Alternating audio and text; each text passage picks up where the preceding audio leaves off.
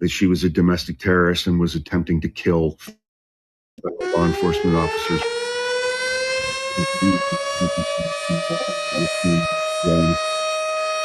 That is that narrative and completely disproved the story. Playbook on Saturday after CBP or ICE agents shot and killed Alex Preddy in the street. The initial statement that they put out very vaguely said that an individual approached ICE agents with a 9mm handgun, very strongly implying that Alex Preddy had his gun in his hand, was brandishing it, or was pointing it directly at ICE agents. The videos that we have from Minneapolis civilians show that that's a lie. He never unholstered his gun, which was legally purchased, in which he was lawfully carrying, exercising his constitutional rights under both the Second and First Amendments.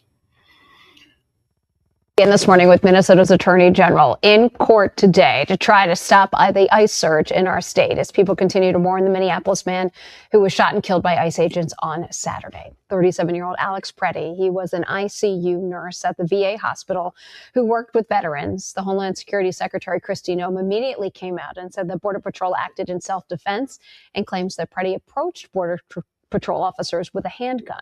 But videos from the scene show Preddy was holding a cell phone, not a gun, when he was shot.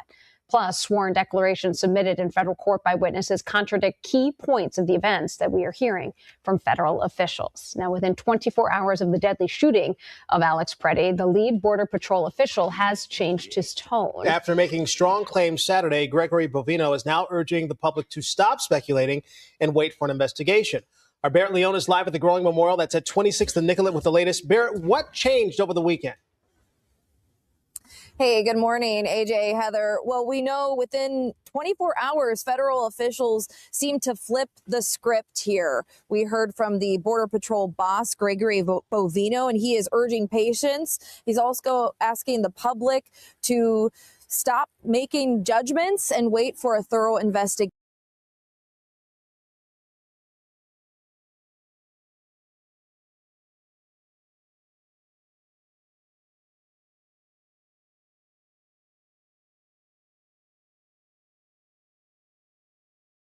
Bovino said he would not speculate about what led agents to opening fire, saying investigators needed time to determine what actually happened. He encouraged the public to do the same.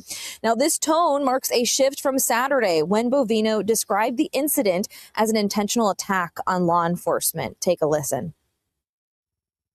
This looks like a situation where an individual wanted to do maximum damage and massacre law enforcement. I'm not going to speculate on who did what, when they did it, how they did it, or what exactly occurred there. I'm going to wait for the investigation to let me know what happened. And we are here at 26th and Nicollet, where Alex Preddy was killed. Just beyond that white van, there is a growing memorial. We've seen a few folks come out here to drop off flowers, add to that memorial.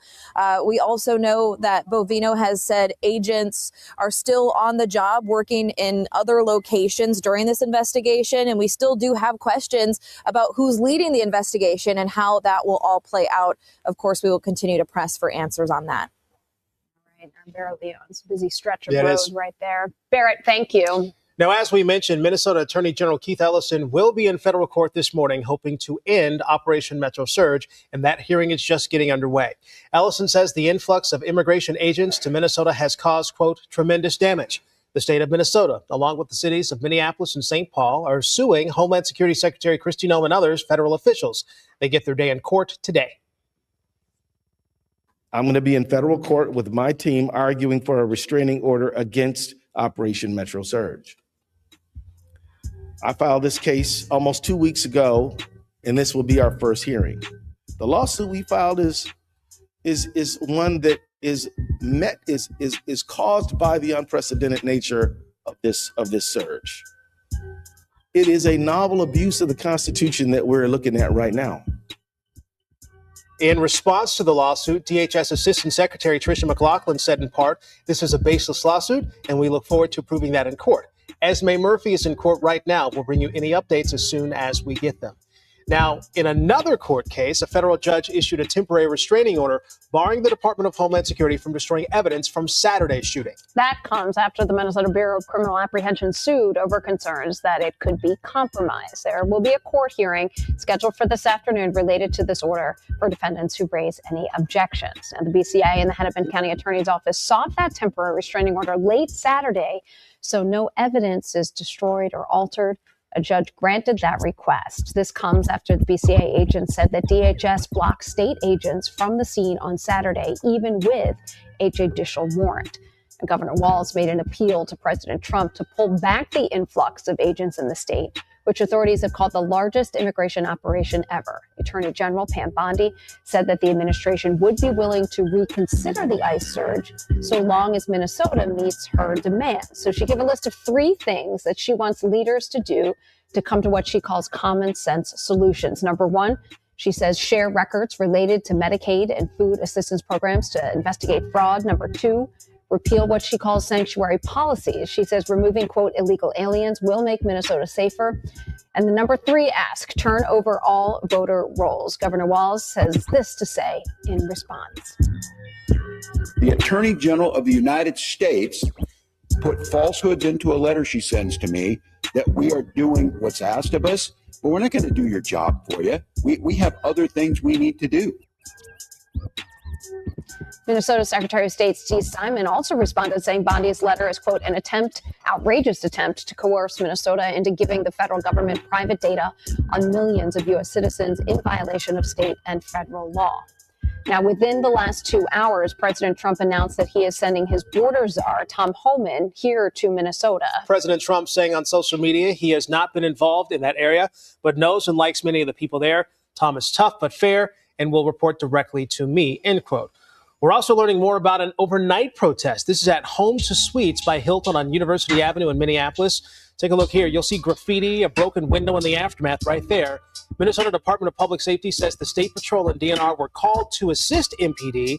DPS says the 2 groups were working.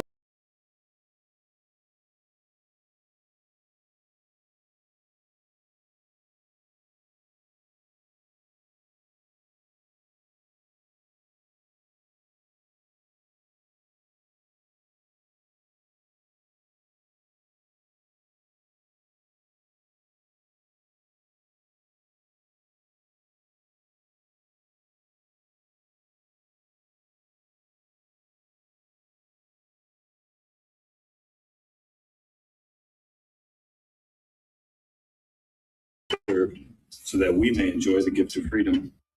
So in this moment. So this was video that was shared by a veteran's son. This is of Freddie reading his father's final salute. He says that his father would be honored by Freddie's sacrifice. Now, Freddie's parents tell the Associated Press he was born in Illinois and raised in Wisconsin. They've described him as an avid outdoorsman. He's a biker, he's a hiker. They say Freddie did own a handgun, but also had a permit to carry. We looked into his criminal background. We found 3 minor traffic tickets. Heather Zielinski has known him for 2 decades. Absolutely. He was standing up for that woman. He was trying to help up. He was trying to help her get out of that situation. His parents released a statement saying Alex's last thought was an act, was to protect a woman, that Alex was a kind-hearted soul who cared deeply for his family, his friends, and the veterans he cared for as that ICU nurse. Coming up in our second half hour, we're hearing from a witness to Saturday's shooting who says several of them were arrested and detained after what they saw happened.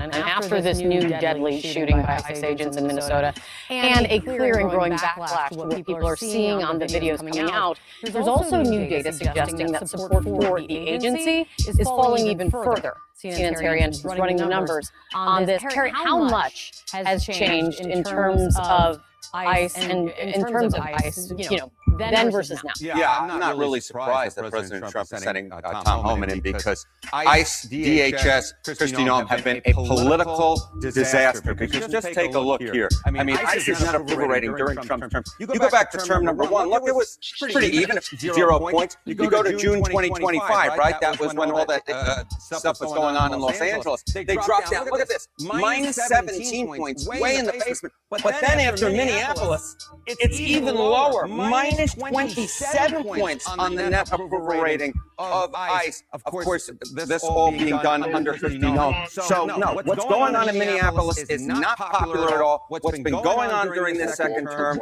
under ICE, under the Trump administration, under Kristi Noem, has very much not been popular, and it's only been getting more and more unpopular.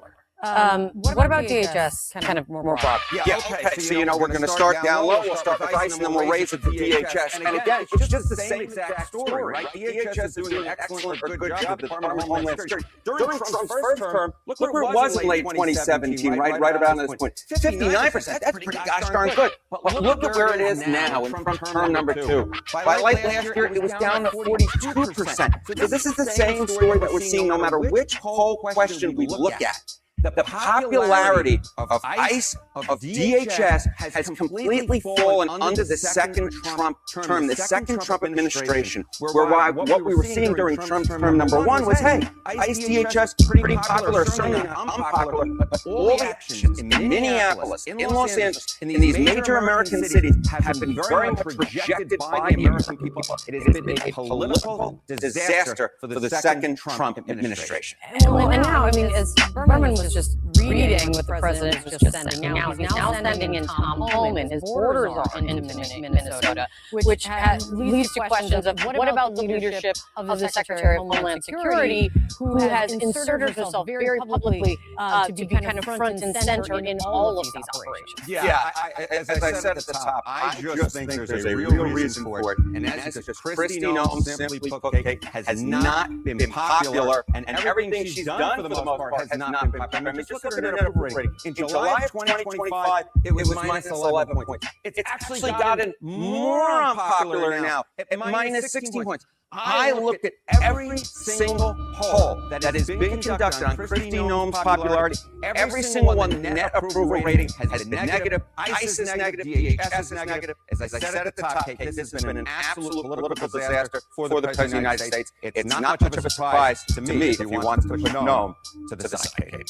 And remember, this is one of the things, broadly speaking about immigration, his crackdown of it was something he ran on and won on when it came to the last election. So what a shift in changes has been.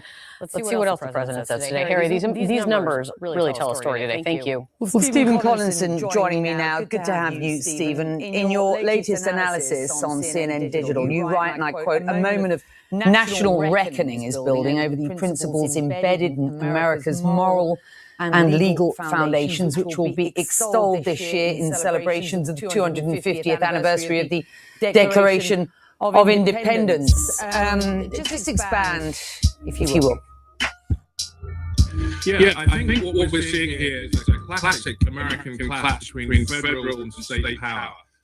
These scenes would be particularly shocking anywhere in the world. The fact that they're taking place in the United States adds another dimension. First of all, although this incident does not affect the lives of hundreds of millions of Americans, despite the wide scope of the immigration crackdown, everyone can see it on their phones, and everyone can see that the federal government, the Trump administration, is not telling the truth about what happened.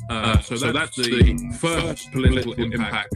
The second one is there's something particular in the American political psyche, I think, about this tussle between federal and state power. It goes right back to the founding of the United States.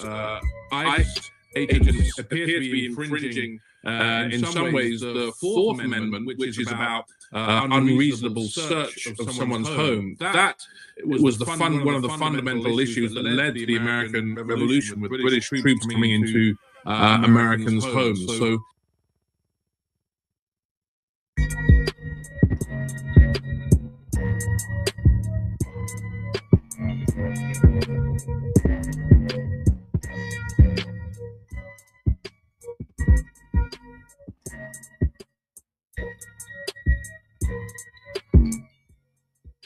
I think that's a pretty good point that he just made right there, Kenvo. I mean, the whole purpose of the damn revolution was to break away from that type of shit. And I mean, the Constitution does have articles in there to stop them from just going up in people's houses like that. I mean, but I've already spoke on how the Constitution is already being, abused, marked out, overridden, whatever you want to, most definitely ignored.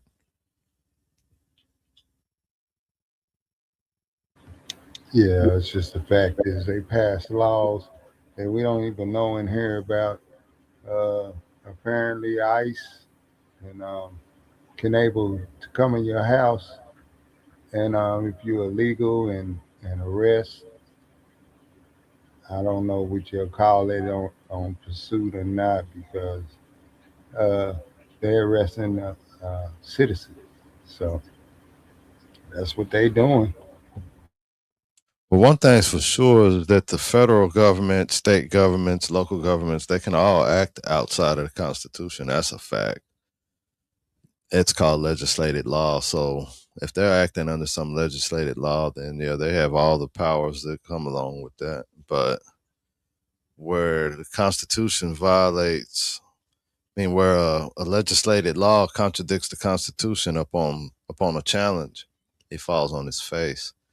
So if there's some place where they've got something like that slid in there and nobody's done actually challenged it, then yeah, I can see it existing. But if it breaks down to, somebody looking at that, right now, of course, we know that the administration right now is all acting under presidential powers because, if you did do something that was against the Constitution and then if the president pardoned you, then I guess it wouldn't really matter anyways because it's not like you're going to face any criminal exposure of any kind. So to keep that point always relevant, they're pretty much going to be moving with that type of immunity anyways because they're going to always be able to get pardoned, by name and such and such and such. But you got to also remember they're also getting hired by name. So there's going to be a record of all these people that's actually out here perpetrating these types of really atrocities to the Constitution. So we'll know who they are once another administration gets in there. If another administration ever gets in there, because they are going for a total dictatorship. You know what I'm saying?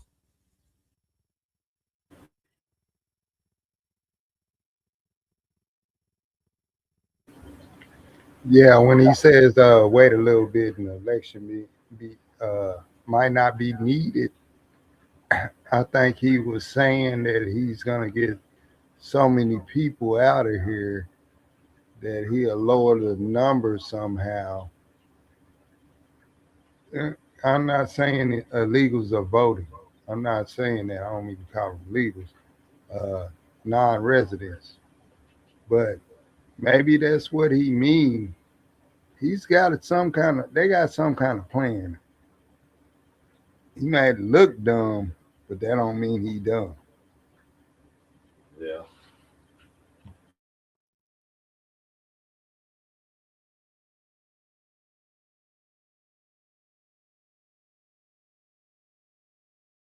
Yeah, that's a good point right there.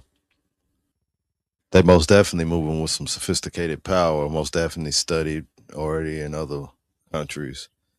And obviously have been proven to work. So, the type of resistance that it takes is going to have to be the same type of resistance that was proven to work. The only problem is the type of resistance that proved to work was the United States.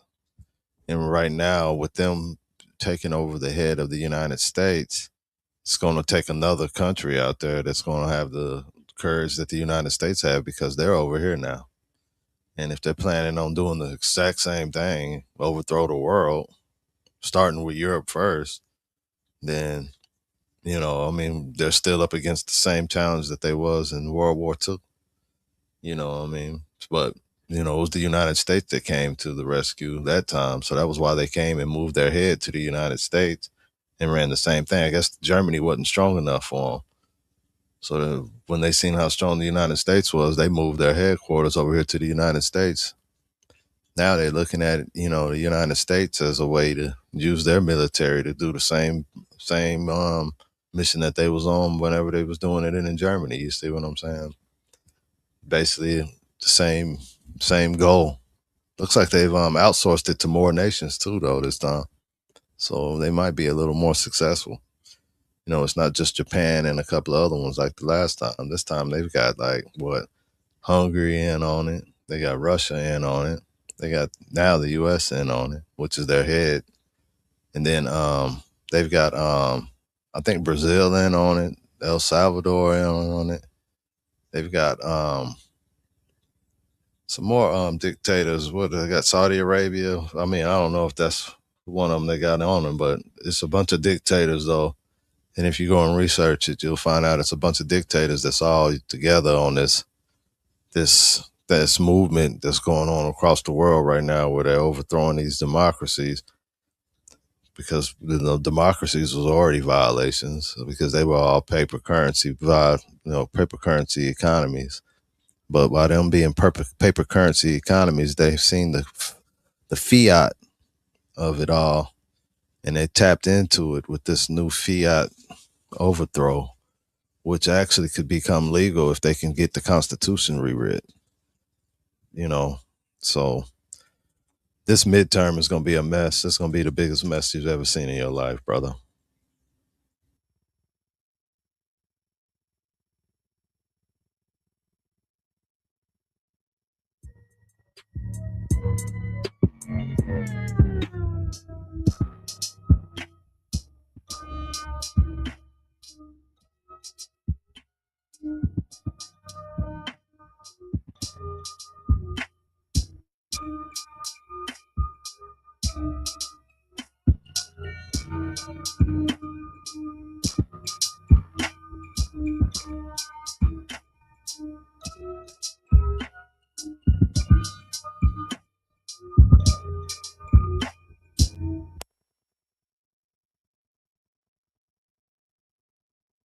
Slowly but surely, more American lives, forget America, human lives are being taken. What is happening in this country? Are there not other ways to deal with whatever our problems are regarding immigration in the country that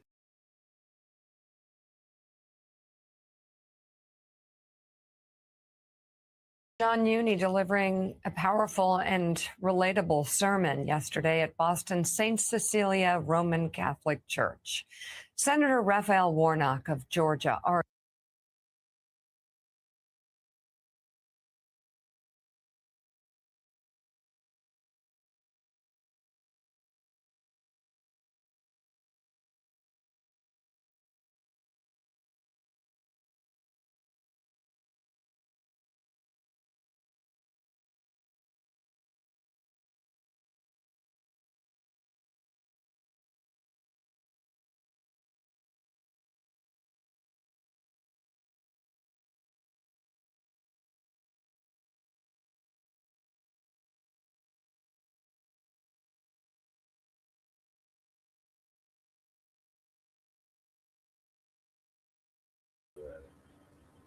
Go ahead.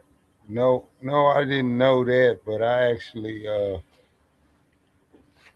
like this woman and Joe, her husband, but I didn't know all that. It just I got a question for you. Are you a liberal? yeah. Okay, so when you were like her, she's been sent to own the list. So let's check her out. This is Mika, right? Yep, Mika. Yeah. All this is allegedly at all times. When you see Beatnews, it's allegedly, but we try to get to the facts. Right, allegedly.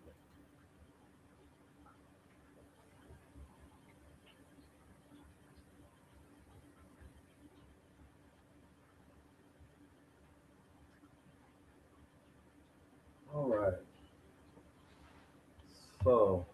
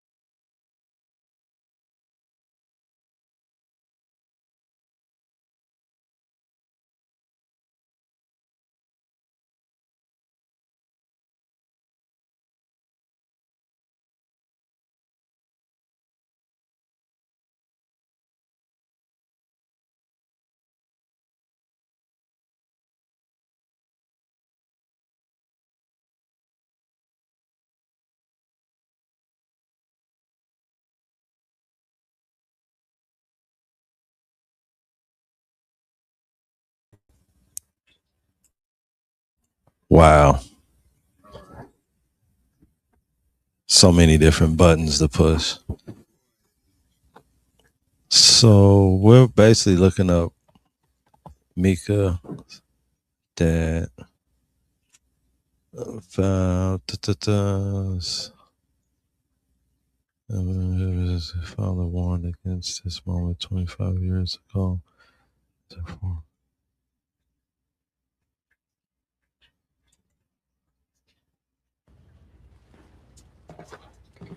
Wir können den Gruppenführer Fegelein nirgendwo finden. we just lost Er ist nicht in der Bunkeranlage. Sie können Fegelein nicht finden. Of course, I saw that. Sucht sie hin! Ich will Federn sehen! Sofort! Wenn er sich ohne Befehl entfernt hat, ist er Fahnenflucht! Verrat! Bringen Sie Fegelein! Fegelein! Fegelein! Fegelein!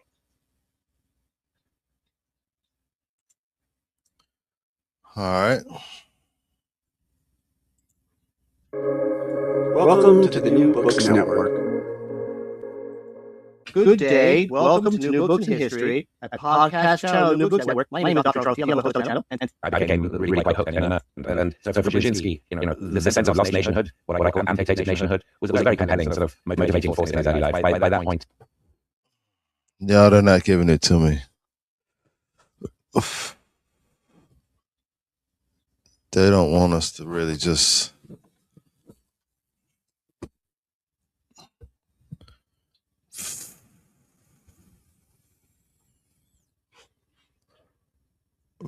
If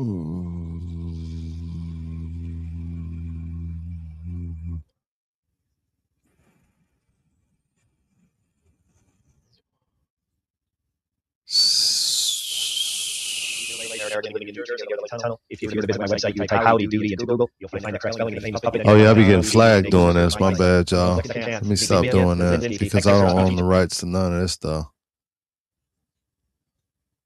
I don't own the rights to none of this stuff. So I was gonna take y'all down that rabbit hole, but you can research it on your own. Mika Brzezinski, father. Yeah, I actually like her in the show, but I didn't know all this. I didn't know her Yeah, he's into connection. intelligence. Father, and I didn't know about this. Man, you gotta start looking at these people a little different. I Yeah, always say, if I don't know you, I can't cut for you. Yeah. And that seems to be the case. Shit, I don't know. Well, what it is in order to truly overthrow, well, I'm not interested in it, but from studying the history of watching nations overthrow other nations, what I've seen is they most definitely try to first inject themselves into the politics of what everybody's, already doing. So if they got somebody on the other side, repping the other side, and a leader on the other side, then they can get people to listen to them. They can put stuff out there. And sometimes that's a good strategy. You know what I mean? I mean, it would be like if you were in one gang and the gang across town was doing stuff and you wanted to know what they was up to, it'd be smart for you to take one of your gang members and have him act like he's one of their gang members. You see what I'm saying? And he would come back and report to you.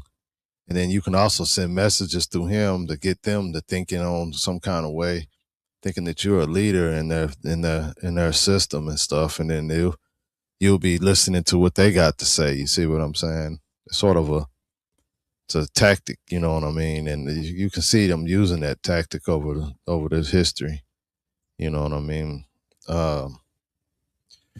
There's a few people that speak on that real good. Malcolm X speaks on it real good. Yeah, Malcolm X speaks on it real good. I don't know if I've got a recording. I might actually have the Malcolm X recording where he speaks on that. Yeah, I got it. Here, I'm going to play it real quick. I don't know. Hopefully it sounds good because everything been playing through here has been sort of shaky lately. One of the tricks of the West is to use or Can you hear create that? images. They create images of a person who doesn't go along with their views, and they make certain that this image is distasteful, then anything that that person has to say from there on in, is rejected. And this is a policy that has been practiced pretty much by the West. It perhaps would have been practiced by others had they been in power. But during recent centuries, the West has been in power. They've created the images, and they've used these images quite skillfully and quite successfully. That's why today we need a little extremism in order to straighten a nasty situation out.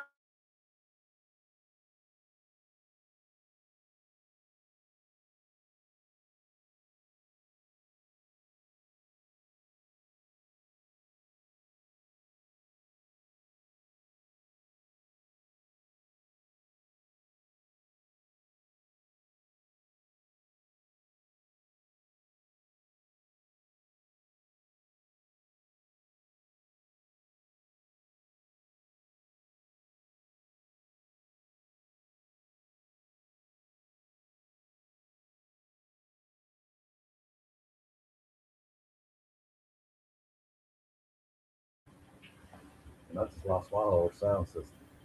So if you get done speaking on the Hello. Yeah, it should be playing. Okay. Yeah, actually, I hadn't heard that, but I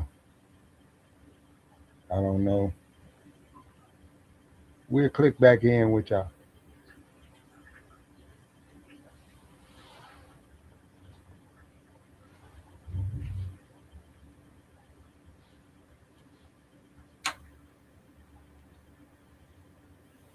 I didn't know you knew something on that. Yeah.